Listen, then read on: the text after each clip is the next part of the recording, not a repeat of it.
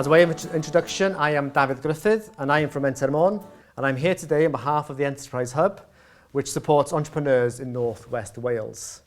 We have organised these masterclasses in partnership with the Welsh Government as part of the Transforming Towns agenda. Many of you will have attended our previous webinar, which highlighted some of the smart town activities already happening in Wales. We learned about the excellent work Clive is doing in Aberteifi and the work of Patrwm we are delivering in Gwynedd and Ynys Môn. So in the light of that and the positive response, we are working with the Welsh Government to put this series of masterclasses together. This also aligns with the All Wales grant scheme within Transforming Towns, which will be available from April next year. That grant scheme will provide a flexible package of support which will include funding to support towns to adopt digital technology and become smarter towns. Therefore, these masterclasses will be useful for those towns thinking of applying for support. The scheme is currently being finalised and more information will be available shortly. For our first masterclass, we are starting with the why. Why create a smart town? Because if we don't know why, there is no point discussing the what or the how. To help us answer this question, we have been joined by speakers that have significant experience in smart cities across the globe. Are there lessons we can take from Aberdeen we can apply to Aberystwyth? Can Solva learn from Singapore? We are being joined by 4 speakers, after which there will be a panel discussion. I would ask that the audience post their questions on the Q&A function, and we will present those to the panellists at the end. Our first speaker is also supporting us throughout this series. Linda Chandler has helped put together a programme and has recruited the speakers. I will be relying a lot on Linda over the coming months. Now, Linda is a global smart cities advisor. Her current focus is around data exchanges for real estate and energy, smart city microservice platforms, and co-working on the high street. Data has been a key thread running through Linda's career, from her experience with analytics startups in the mid-90s through to a focus on strategy and data, and to experience the data platforms for cities such as Glasgow and Singapore. Linda previously was the Smart Cities lead for Microsoft services and has experienced many facets of technology industry, having worked with system integrators, large independent software vendors, and an analyst firm and a number of startups. I'm very, very impressed. So Linda's going to kick us off with a talk which is titled, What is a Smart Town and Why Would You Become One? So on that, I will transfer over to Linda. Thank you, Linda. That's great. Thanks for that introduction, David. I'm just going to share my screen, and I hope the audio is good here. Okay, can you see my screen and is the audio okay? Okay, brilliant, thanks. Okay, so just to talk to, why become a smart town? As David said, I've had quite an interesting journey through the smart city landscape. And this particular picture is actually of Vietnam. And I just wanted to illustrate that the conversation is happening globally. But actually, although it's a global conversation, it's intensely local, and that's the subject of our talk today. How do we apply that at a more local level? So with the Smart Town agenda, and actually just generally in the world now? Why are we talking about it? It seems that everywhere we're talking about technology. And in fact, we're in the midst of the 4th industrial revolution. And so we've had technology much as a back office device enabling what we're doing. And with the cyber physical systems in the 4th industrial revolution, we're really seeing how digital technology is coming to the forefront and actually being blended with physical assets. The smart cities history goes back over a decade or so, when IBM first started to coin the phrase smarter city in mainland Europe, in Barcelona. And in 2012, actually, the UK government got involved and started to put smart cities at the heart of the industrial strategy agenda. There was a catapult that was launched in a competition of which Glasgow was the winner. And Glasgow built a great foundation for smart cities, which has now spread throughout the region. And we're going to hear Wendy talk about Aberdeen later on. And so you might argue that a decade ago, it was only the big cities that had the investment for smart city technology. But actually, with the democratization of technology, the pervasiveness of computers and phones in our pocket, and technology being embedded into the built environment, you might start to argue that it's becoming affordable and pervasive enough to make a difference at our community level. And as we talk through the concepts, I really want you to think about the smart cities agenda is completely interchangeable with smart towns, given all this democratization that's happening around us. So do you live in a smart city? And I always call this the taxi driver test, actually. So if you went to a London, a Singapore, a Barcelona, and you asked this question of taxi drivers, you'd probably get a variety of responses, I can imagine. But actually, what we're probably concluding is that they probably won't say they live in a smart city. And that's probably because the smartness is concentrated in the city centre. And actually, when we evaluate the smartness of a place, it's really about the few streets in where we live, we work, or we commute to work, we drop the kids off at school, we shop. And so the technology has to be completely pervasive to our way of life for us to recognise that. I live in a terraced house in St Albans, just north of London. And I think of the smart technology that has been enduring in the housing stock in which I live. And the enduring technology of the day, of course, was electricity and indoor plumbing. And I can't think of a house in our road that hasn't got that technology. And it's great to think about the endurance of that. And we don't think of it as an innovation, but it's something that lasted. And we've all adopted it because it's useful to our everyday lives. And when we start to think of digital technology, we've really got to think that it's got to be in the everyday. It's got to be something that's very tangible and useful to us. Smart cities is a really big concept, and it's really helpful to think about a framework and to break it down into the pillars. And this gives us a real landscape of how we can prioritise and choose what our city or town might be interested in. No town can do it all, and we must prioritise. So it is helpful to actually break it down into these different initiatives. But actually the trick is to join them up again, and technology and data makes joining up very easy for us. But we've got to break down those silos and bring everything together. And some really great examples of this, really 8 years apart, are from Norfolk in the top right-hand corner, and from Newcastle more recently in 2019. And what we're seeing is how a place has embraced all of those pillars. They've embraced the stakeholders, both private sector, public sector, academia, and they've really started to look at economic development and sustainability and bring everything together with localization at its heart. So that's really the trick about how we think about the smartness for our place. So if that's the what of a smart town, then why would you become one? And it's all tied up in solving real world challenges.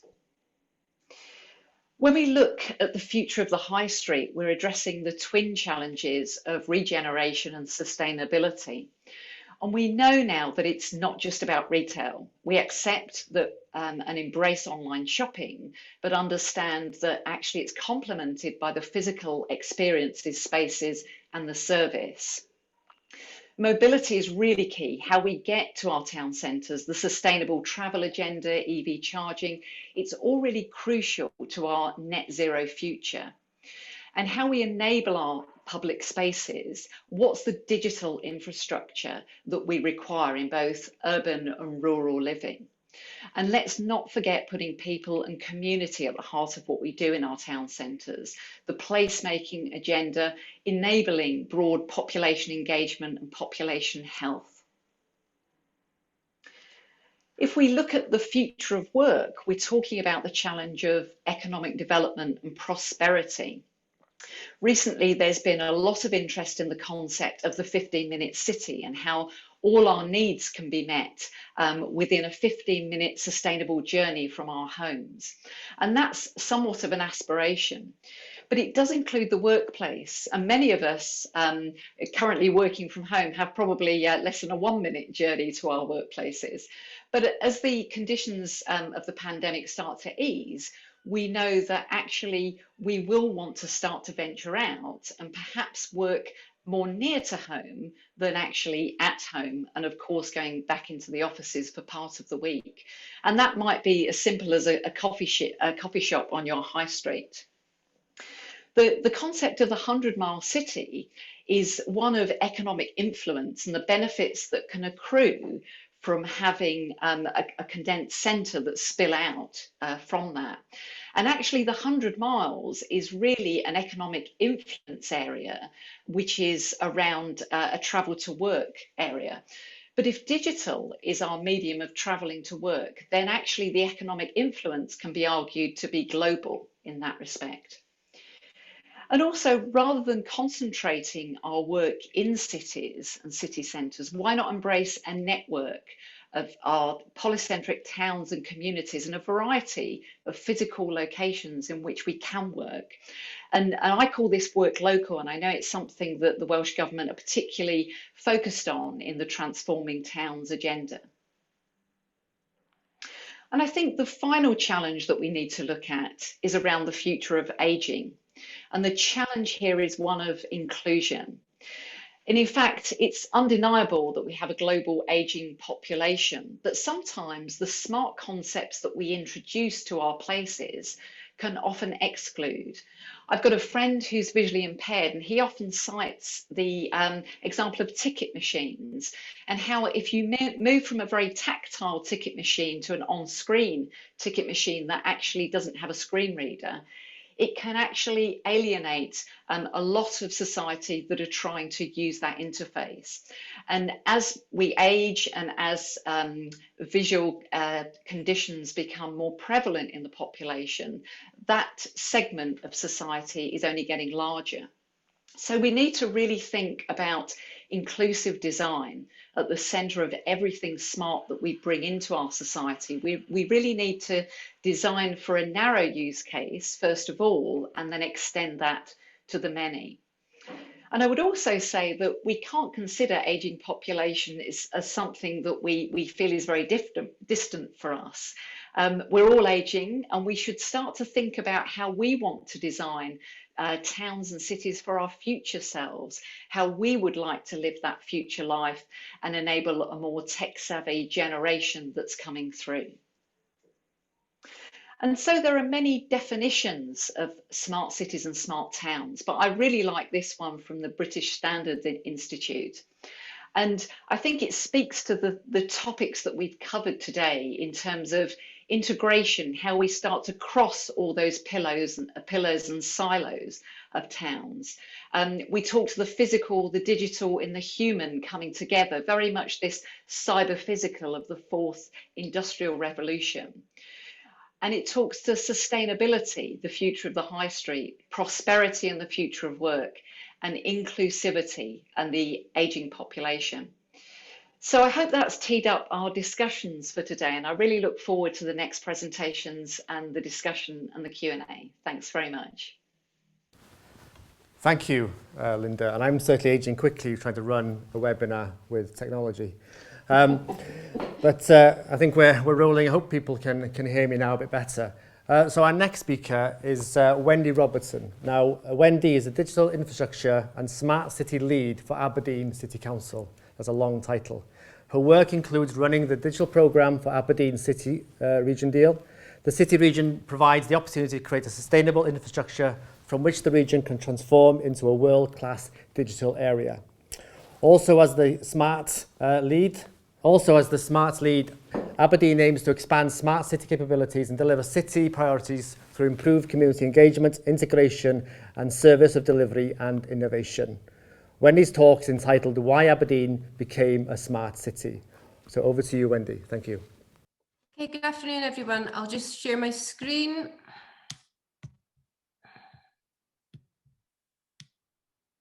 Can everyone see that? Okay. So I'll give you a little bit of background. I'm Wendy Robertson. I'm the Digital Infrastructure and Smart City Lead for Aberdeen City Council. We have a wide range of, I suppose, what you would class as digital infrastructure projects here under the City Region deal. And also, as a City Council, we're progressing with our Smart City Strategy and Action Plan. So Aberdeen, the northeast region of Scotland's major contributor to the UK and Scottish economies. We have a strong partnership working between the public and private sectors to ensure to continue these benefits. We have a strong partnership relationship with the universities here, the college, and also the fire, the police, the health and social care partnership. It's very much a multi-agency approach, which is the basis of smart city thinking. We recognise the role of digital and data in improving the transforming the economy. Linda had mentioned about energy transition and net zero vision. That's something we're looking at also here. We understand within the public sector there's an increased demand on resources and we have to deliver things more efficiently and more smartly. When you think about the term smart city, or when most people hear the term smart city, they think it's all about technology, it's all about what technology does, and that's correct to an extent. But when you think about smart city, if you replace the word smart with collaborative, cohesive, and you think about the technology as the enabler, it's really about the people, the space, and how you make best use of that, and technology is the enabler to do so. So as part of our smart city strategy and key themes, these will be the same, I suppose, pillars as Linda described them, around various different local authorities and globally as well. What you have to do and what we've done here is we've tailored them to the specific needs of the city here and what our priorities will be. We're looking at the smart public sector, smart technology, smart mobility, digital skills and inclusivity, smart tourism and smart living. Now, we wrote this strategy, I think it was probably about a year and a half ago, and we're revisiting that now. We're looking at a different roadmap. There'll be different priorities post-COVID. So as a city and as a multi-agency approach, we're looking at what are the priorities, what are the biggest challenges we're going to be facing over the next year to 2 years, and how can technology enable that?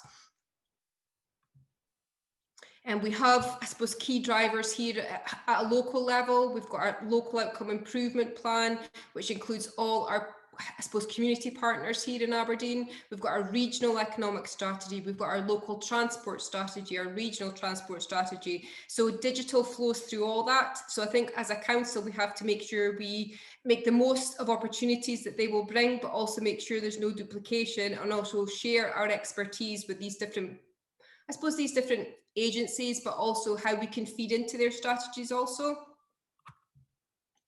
As part of the City Region deal, we've got 3 major infrastructure projects here at present, and as a smart city, we understand that the infrastructure is the base layer upon everything else which can be built upon.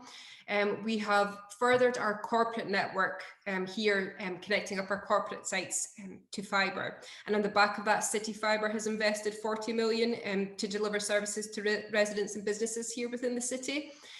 We also have a full fibre project, gigabit project within the city, the Shire, Aberdeenshire, our region next to us, and also the NHS sites. So again, with this model, we're connecting up all these sites to dark fibre, with the contractor SSE then offering services to residents and businesses where as an area wouldn't have been commercially viable previously. We're also furthering our duct network here within the city. We use it currently for traffic management purposes. We have an intelligent transport systems team. We have CCTV for our traffic live feed, and we have fibre to all our traffic signals. We also utilise that for our public sector Wi-Fi. We also understand the need to future-proof. So as well for traffic management purposes, where we're building further and further 25 kilometres, we see the future and we have to future-proof for 5G and for autonomous vehicles. So we want to layer the infrastructure and have that in place to make the most of what opportunities will come in the future.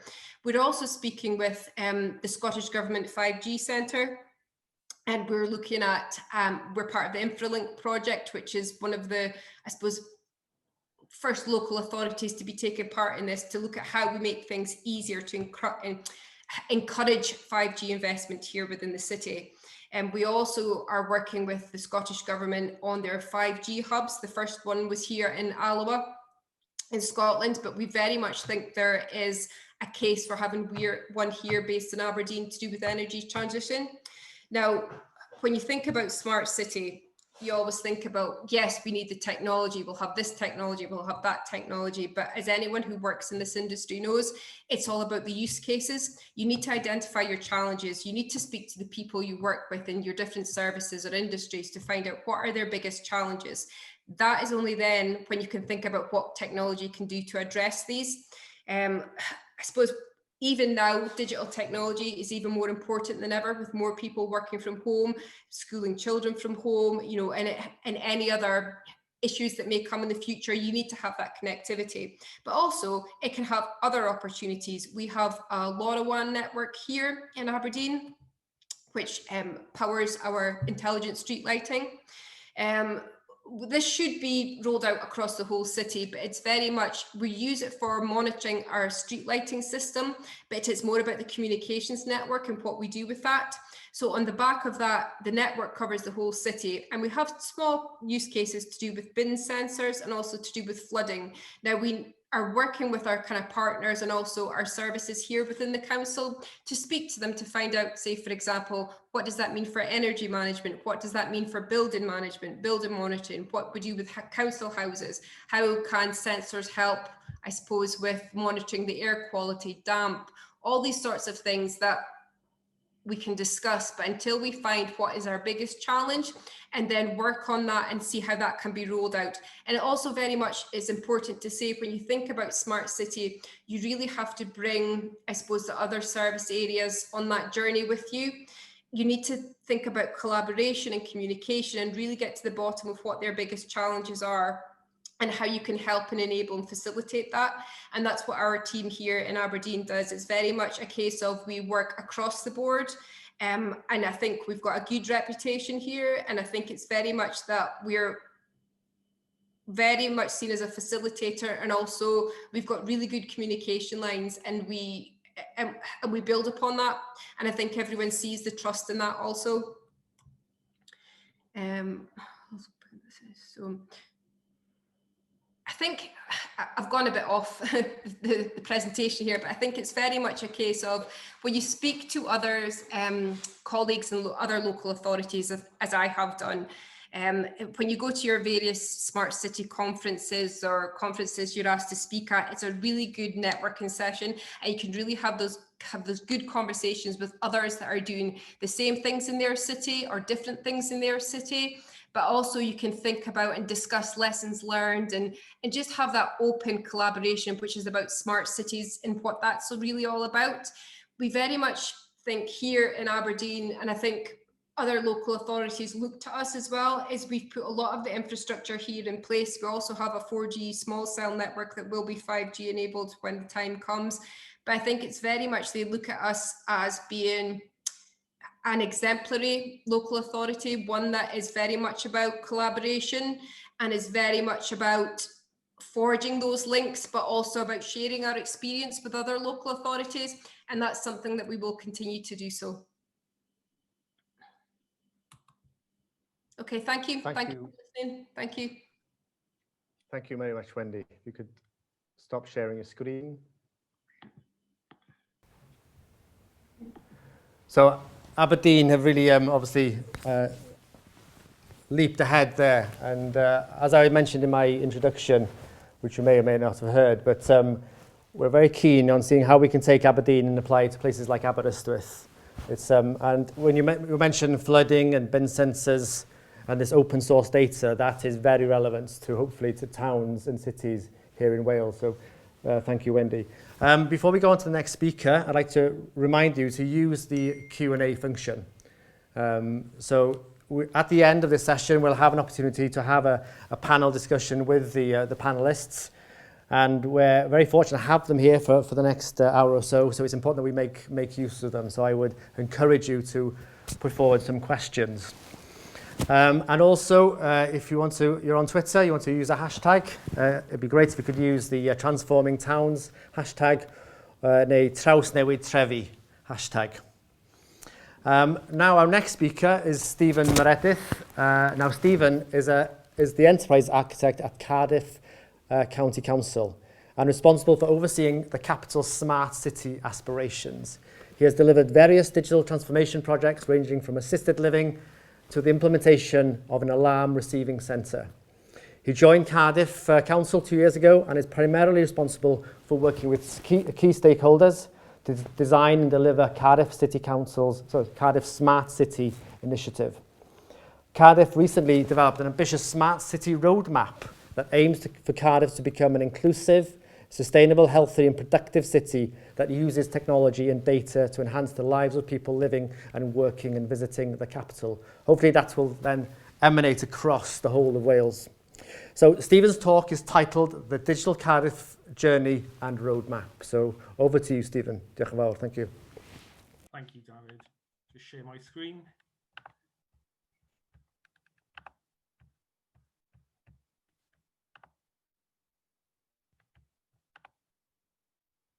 Okay, hopefully you can see my screen. So my name's Stephen Meredith. I'm an enterprise architect at Cardiff Council, and I'm primarily responsible for Cardiff's Smart City roadmap and the Smart City aspirations. So the Smart City roadmap has been created, it's gone out to public consultation, and the final version will be out shortly. And it focuses on areas such as collaboration, data, mobility, sustainability, health and connectivity.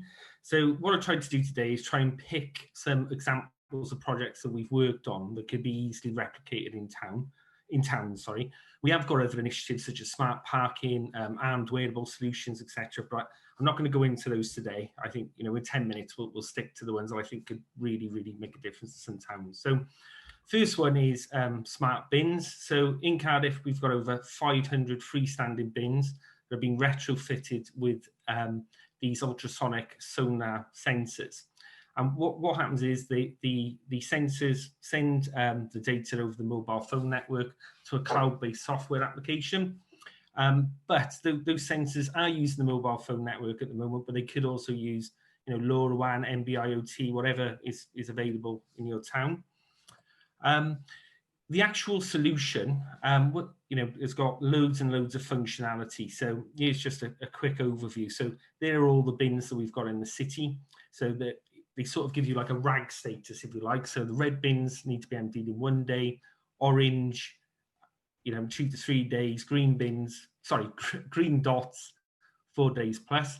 And the grey bins are the bins that don't have any sensors. And the reason they don't have any sensors is because there's a different SLA against those, so they'll be collected every day, such as shop front bins, for instance. The software actually uses machine learning to predict when the bins will be full. So this screenshot was actually taken on the 6th of December, and it's telling us here that the bin will be full on the 9th of December. It also provides location information, which is obviously really, really useful for asset management, so knowing exactly where your bins are in the city. There is obviously there's loads and loads of functionality that this software has, but the main focus is that the application provides information on fill levels and collections. So as you can see on there, it shows when the bins are getting full, and it also shows when the bins have been emptied. That's a month view, but that can be changed to daily, it can be changed to yearly. But the most important factor, I think, is that the data from the bins is used to inform scheduling, and routes are optimized from the data.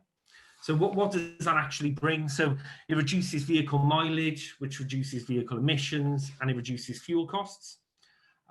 So typically, prior to the sensors, the crews would go out and they would collect between or 10 to 80 to 100 bins a day.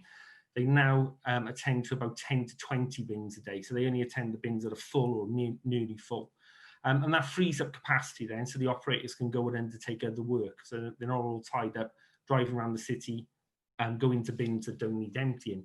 But the additional cost savings are also around actually purchasing bins. So what we can do now is we can see what bins are not being used, and then obviously pick up those bins and move them to an area where there's a higher footfall or a tourist attraction, or just where they are going to be used. So say, for instance, if a bin hasn't been emptied or doesn't need emptying for 40 odd days, then it's probably in the wrong place and needs to be moved. So the other initiative that we've had is smart lighting. I mean, Cardiff, we're quite blessed. We've got a really passionate smart lighting team.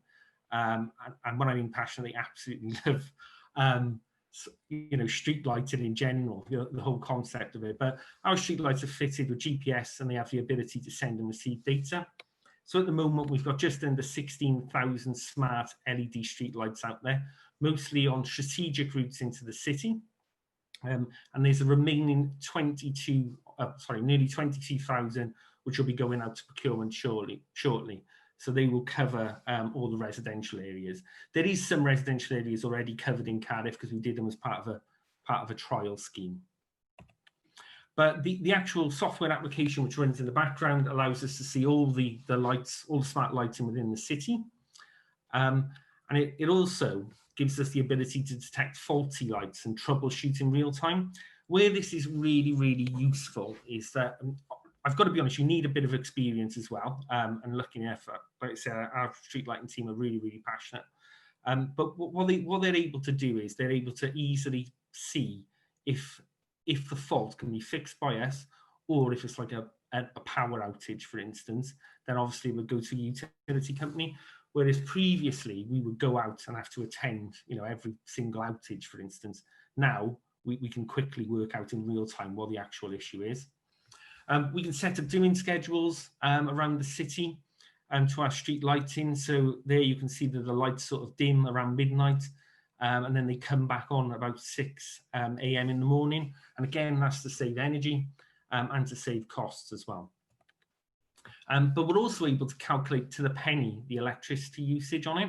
And you may think, well, why is that useful? And it's more future-proofing it. So at the moment, we do connect deployable cameras to our street lighting, but in the future, there's every chance we'll deploy 5G small cells and other devices to our street lighting. So it's good for us to know exactly how much those devices are costing us to run and how much energy they're also using. So what are been the main benefits to us? So mostly, you know, cost has been massive. So we have a £800,000 per annum saving because the new LED bulbs are so efficient. They also provide a better quality light. So they produce a nice white light as opposed to like a yellow glow colour. And as a result of that, we've been the first UK city to be recognised by the International Dark Sky Association for our efforts to reduce artificial lighting.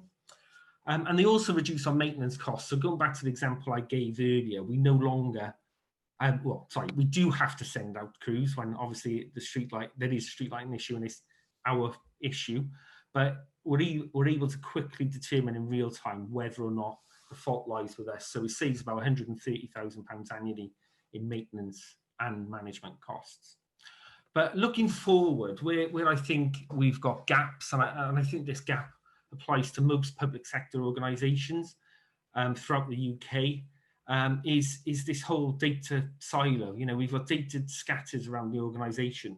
So I just showed 2 applications then, street lighting and our smart bin applications, but they're both cloud-based software. And as good as cloud-based software is, it can also create additional silos. So I've just picked some service areas in the example there. So we've got traffic planning, waste management, street lighting, air pollution. If you look at traffic and air pollution, these days they sort of come hand in hand, but yet they're 2 separate departments and they'll have different applications to monitor air pollution and traffic, and never do the 2 meet. And when they do meet, it's generally, you know, you've got to send an email between departments and say, can I have this data? And then what happens is a spreadsheet goes back and forth. So you've never got a single version of the truth. The information doesn't flow easily from A to B. And it makes it really, really difficult to create that data-driven environment. So I think we all dream of having, all cities do, and I would imagine towns are the same. You have this dream that you're going to have all this data the same as Google and Facebook and all these people that really, really, make the most of their data. But the problem is that at the moment, all the data is generally tracked in applications scattered all over, your business or local authority. So we're trying to address it with a central data repository, and these come in many names, come into many guises. So I've just picked up data lake and data warehouse, but there's also other ones. But the idea is there that you can get all your anonymized data. So I'm not talking about personal data here, but your anonymized data, and be able to put it all together to make it really, easily searchable, and so that everybody has the same copy of the same data. So therefore, it's correct. You're also not getting data being sent around the organisation willy-nilly. But in order to achieve that, it's quite a big task. And in order to do it, I think we've really got to improve our data skills, and that involves additional training. But most importantly, I think we need corporate and organisational buy-in. And the reason is that data lakes cost money. To train staff, it costs money. And also, departments need to be aware that the data is a corporate asset. It is for everybody. So we should be sharing it. You shouldn't have to go and ask for information. This should be readily available. So it's important that you have that buy-in. But what does it give us? Well, like I just said, searchable data, more flexible reporting, better insights, and a single version of the truth. So again, you shouldn't be getting data which is old. Everything should be current in there. But it really is, I think, where most cities are trying to get to. I know a few have started, but I think very few have actually succeeded in getting all their anonymized data up there. And I think that will be the difference between cities, definitely cities and towns, either being really, really progressive or failing in the future. Obviously, like I said, we've got loads more examples, but unfortunately, there are only 10-minute slots. So if you have got any questions, my contact details are at the bottom there. And there is our Smart City roadmap. But thanks a lot for your time. Really, really appreciate it. Thank you, Stephen. And I'd like to revisit the data repository. Is that okay, Gary? Yeah. Am I on mute? Yeah. Can you hear me? Yeah. Yeah. So, brilliant. Thanks, Stephen. And we'd like to revisit the central data repository in the panel discussion later on. So there's a lot of potential there. So the next speaker is Steve Turner. Now, Steve Turner is the director of the Connected Places Catapult, and Steve is director of the devolved authorities at the Connected Places Catapult with over 25 years of experience working in both public and the private sector. In this role, he works in the interface between local government and business. So prior to this, he was a digital cities leader for Arup, where he delivered the smart city strategy in the UK, Europe, and the Middle East. So again, we have somebody with immense experience in smart cities. So Steve's talk is titled The Social and Economic Benefits of Smart Towns and Communities. So with that, I'll hand over to Steve. Thank you, Steve. Thank you very much, David, and for that introduction, and thank you very much for inviting me to join this really interesting webinar and very timely webinar. Many of you will be pleased to know that I'm not going to use slides today. I'm just going to talk, so I hope my face is pretty enough. A little bit about Connected Places Catapult, if I may. So we are the UK government's urban innovation agency for towns and cities. And we're really about connecting places, both digitally and physically. As a government-funded agency, we have money to invest, so that may be well of interest to a number of you. But what we don't do, we don't compete in the marketplace with people like my former employees, such as Arup, or industrial organisations such as technical companies such as Siemens. But we operate in that interstitial space between public sector organisations and industry to create innovation and to stimulate the market. So that's a little about Connected Places Catapult, and you've heard a little bit about me. I was also, just for interest, I led Manchester's smart cities work for nearly a decade. So I actually worked in big city environments as well. I guess to say technology impacting towns, cities and rural places is nothing new. They've always been impacted on and always been disrupted by them. I think the challenge is the ability of city governments and towns and rural areas to actually capture and harness the benefits that technology brings. And we need, you think about the invention of the internal combustion engine, how that allowed those places to spread horizontally, and the elevator allowing them to expand vertically. The work we're seeing around digital and data is creating new challenges, but also equally new opportunities. And Linda gave me the title of social and economic benefits, which are myriad. And I think it's probably fair to say that in some ways, and I'm not trying to dodge this, I still think there's the case still to be made for some of these benefits. And that's primarily because so many of these technologies are new. And as a consequence, the actual business case for them over a period of time has yet to be proven. But that's not to say we shouldn't be thinking about investing in innovation and thinking about innovation as an investment rather than a nice to do thing. So just a few examples, if I may, about where we've seen technology driving both social and economic benefits. We've heard a lot about infrastructure already, so I won't dwell too much on that. But if we start to think about transport infrastructure or energy infrastructure, the use of data essentially allows that infrastructure to be sweated, to be used more effectively. Around energy, we can start to think about energy generation, the data collected for energy generation, how much is needed, the demand on that energy source, how much is needed at what particular time, which then allows us to put in storage for energy as well. So data, therefore, allowing us to move towards much more decentralized energy systems, smart grids, for example, which are much more customer focused. A second area is around crowdsourcing of ideas for community benefit. Quite a few applications out there, really, and the Brickstarter being one of those, where very much at a low grassroots level, technology allows communities, individuals to come together and put forward ideas, ways of improving their local environment, things they'd like to see, and crowdsourcing those ideas, and then allowing technology companies to come along and create solutions, work with public sector providers and private sector providers to actually build those. We're actually working currently at the Connected Places Catapult on a national innovation platform that starts to link communities and public sector organisations with the local technology system. And that's my third example, if I may, is around growth. We talked a lot about reform and efficiency savings, but equally there are opportunities in this sector around growth. The tech sector itself in 2007 and 2008, the last recession, was one of the very, very few that actually grew. Our work so far across local authorities seeming to indicate that as we go into or in another big recession, is that tech sector is surviving and doing well.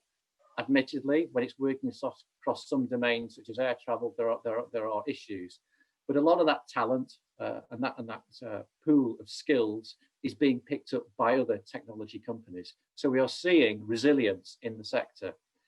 And when you start to look at some of the economic recovery plans that local authorities are putting together, implicitly or explicitly, they are investing in this sector. And I think that's important because they see that sector as a route out for them in terms of economic recovery. And that investment is either in the businesses themselves, around skills and training, but also creating the right space and environments for these businesses to start up, to grow and prosper. As I mentioned, the National Innovation Platform we're developing at the Connected Places Catapult. This is essentially a platform, a digital platform that enables communities, public sector organisations to identify and create challenges. And they could be something from, they are local challenges, they could be potholes in highways, there could be issues around health and social care, around transport, anything really. But that also allows SMEs from the local sector, SMEs in the technology world, to come together and to provide solutions, or scope out solutions in a collaborative way to some of those challenges. They can also see what the public sector is procuring, but equally the public sector can see what capabilities and talent exist within the local ecosystem to provide some of those solutions. So that's really generating not just a win-win in terms of creating better places in terms of addressing challenges for businesses to locate and people wanting to live in a place, but also actually investing directly in local business. So I'll probably finish there, but with one comment I perhaps should have said at the start, which I've often used in the past, which is, and a number of the panelists have also said this, for me and for my organisation, Smart Cities does not start with the technology. It absolutely starts with the challenge and societal challenges, and then work through those challenges to understand the right technology to address that challenge. Thank you. Thank you very much, Steve. That was a food for thought. As Menter Môn, we've recently established a smart rural network for rural Wales, and a lot of what you said there resonates with our ambition for that network in terms of we want to get public organisations, businesses, the communities involved in developing solutions that use technology so we can become more than mere consumers of technology in Wales, which will happen if we don't take an active role in terms of responding to the opportunities. So now we have an opportunity to have a group discussion, a panel. But before we launch into this, I would just like to introduce Clive. Now, Clive spoke at our last webinar. Clive is the Mayor of Aberteifi Cardigan. He's also the councillor, and he's responsible for really making the digital physical on the streets of Cardigan. So first of all, I'd like to ask Clive for his thoughts on what he's heard and maybe what he's learned, what he can maybe apply from Aberdeen or Glasgow or Cardiff and on the streets of Aberteifi. So Clive, what are your thoughts? Thanks, David. It's great to be invited to be part of the panel today, and the opening statements and things said by Linda is great, just to frame the whole thing about what we're looking to do, and it certainly resonates with what we're trying to do. Even though Cardigan is only a population of about 4,000 people, scale has got nothing to do with it. I know Aberdeen, a city of Aberdeen, a city of Cardiff. What we're trying to do here in Cardigan is very much similar. We're in the early days. The focus here in Cardigan has been more of an economic driver, really, with what we've implemented to try and help all the independent traders, because the majority of the economy within the town centre aren't chain stores, because they have the capability themselves to find the intel. So the data that we generate in terms of footfall and dwell and all that stuff gets distributed to all independent traders here to get them to be the same level of intelligence and be able to make those decisions really based on the data that we generate for them as a town council. We're in the very early stages of looking at how the public sector, so Ceredigion County Council, which I'm a member of also as on a county level, I'm the digital champion for the council, looking at how we can use the Internet of Things across all the towns, and Cardigan definitely is interested in things, some of the sensors that you mentioned, street lighting, the bins, etc. These are the things that we would love to see happening in our town, and already we have got a LoRaWAN footprint being developed and is starting to get coverage across the county, and we are in the early stages of looking at the kind of sensors and how we can use different sensors to help deal with public services as well. So, and some of the things I've seen from the speakers today has been great to see that, you know, these things are scalable, and we can do something like this at town level, small towns like ourselves that can hopefully drive decisions both on the economic side for the independents, but also from the county level from Ceredigion County Council. So, and thanks again, David, for inviting me.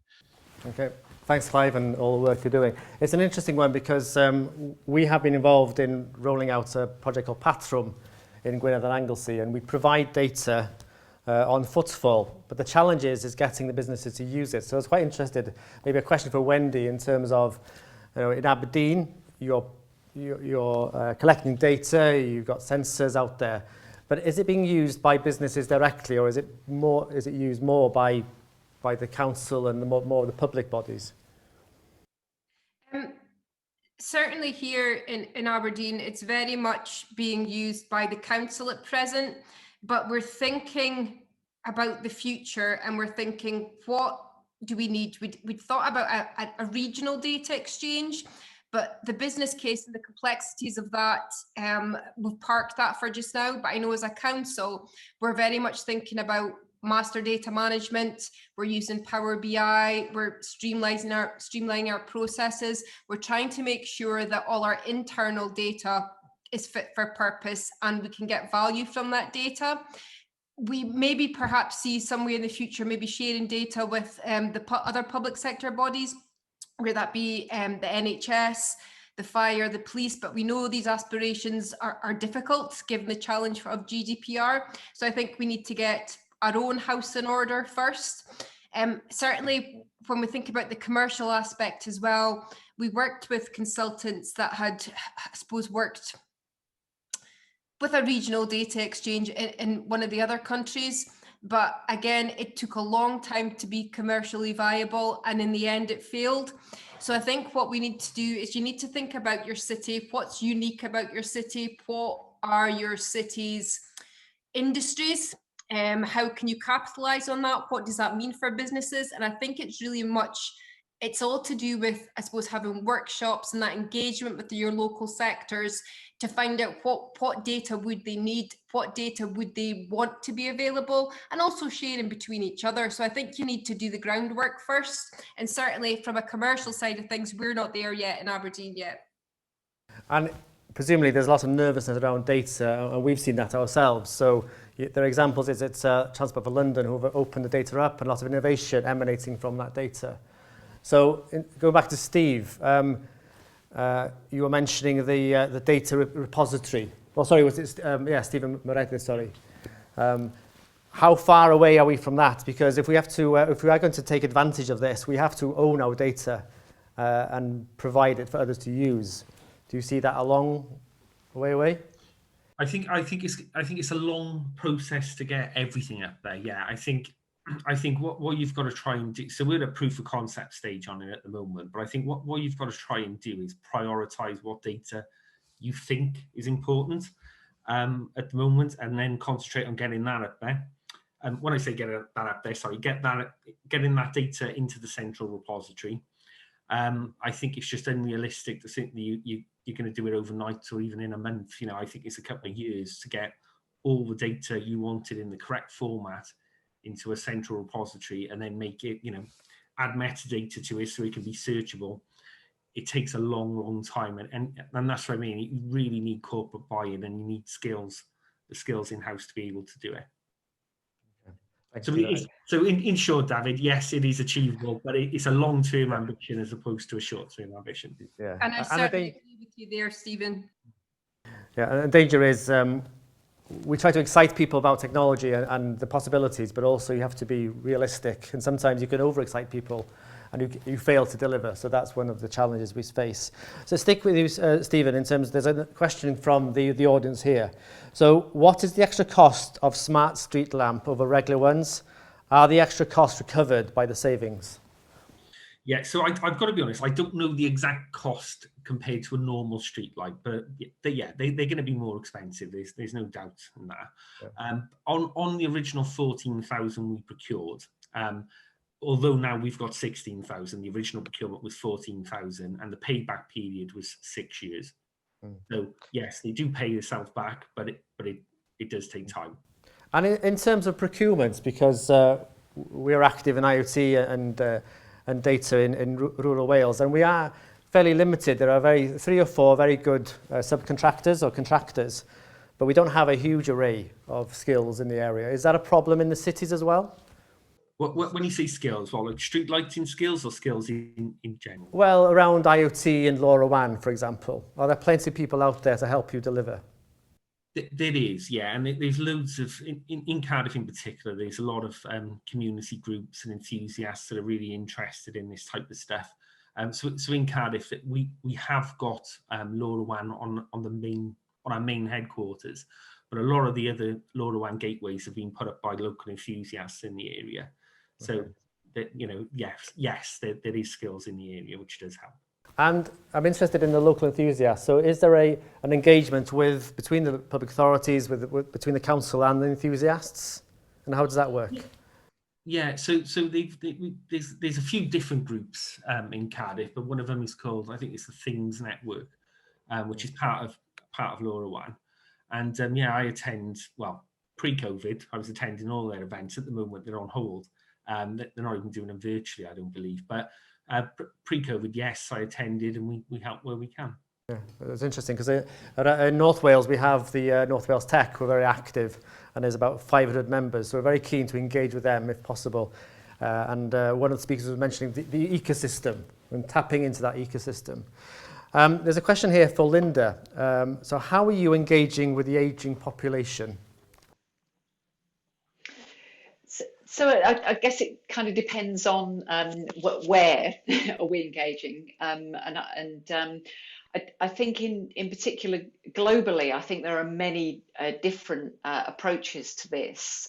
So certainly I know in the UK there's been a big government movement for many years, starting with the NHS, about assisted living. So how do you get more technology consumable in the home, about well-being, and actually looking after that aging population in place, if you like, through to in Singapore, where actually it's more of a top-down view.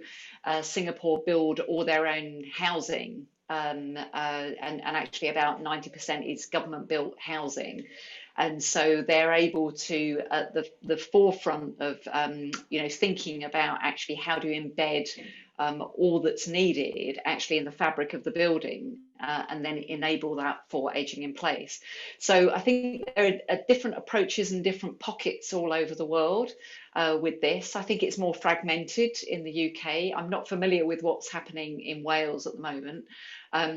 But again, I think it's a huge area to explore, and I would say that it's probably got a bit of a boost recently through the well-being agenda and the idea of having wearables and Fitbits. It's really increased the innovation and brought down the price point of technology in this area, which is for general well-being as well as specific use cases around that.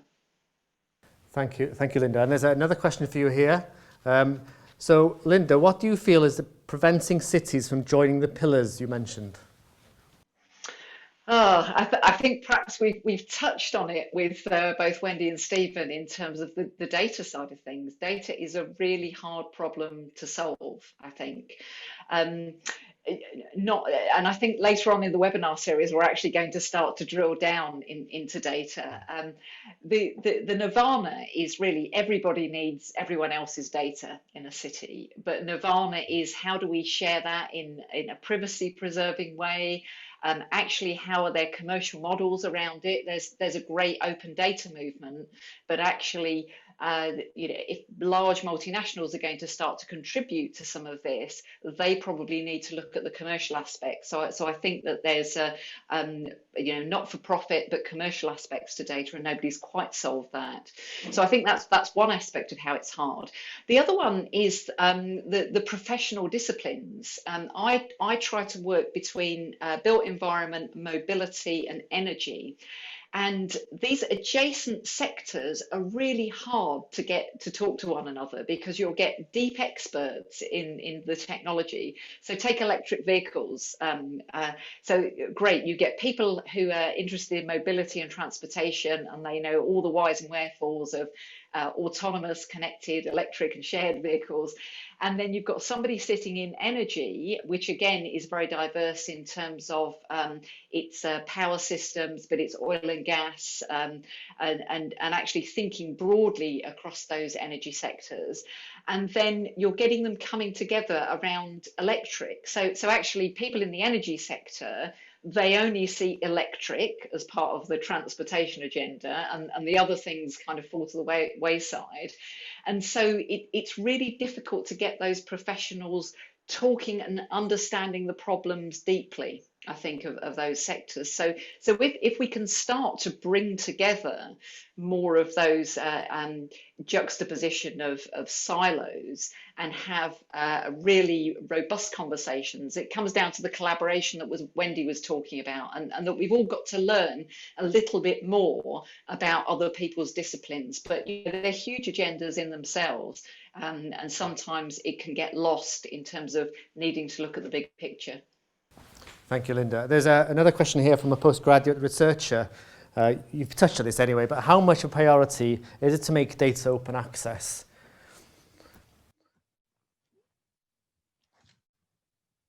Do you hear me?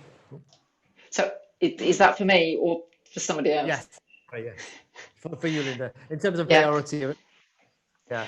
I think data access is becoming more and more of a known issue, and we're slowly edging towards some of the technology that can solve that. I've been involved in analytics since the mid-90s. So in some senses, I've seen lots of different generations of technology trying to solve similar problems. It might be one of speed, because we're always trying to adopt new technology to solve the problems, and we're getting ever closer. But there's always new things to explore. So blockchain is quite popular at the moment in terms of trying to understand whether it can help us in issuing smart contracts and starting to really help data at an atomic level travel through our system. But it's really quite challenging. But there's a lot of focus on it, and more people are understanding the issue. Regarding open data, what I always think is a bit of an issue with it is that from like a local authority level is what councils seem to do is they think, oh well, we've got this data, so we'll make it open. The problem is a lot of the time the data they make open is not that useful. And I think that's where Transport for London really excels, is that all the data that they've given out open is really, really useful. It's not, financial account information. It's really, really useful information that you can build stuff with.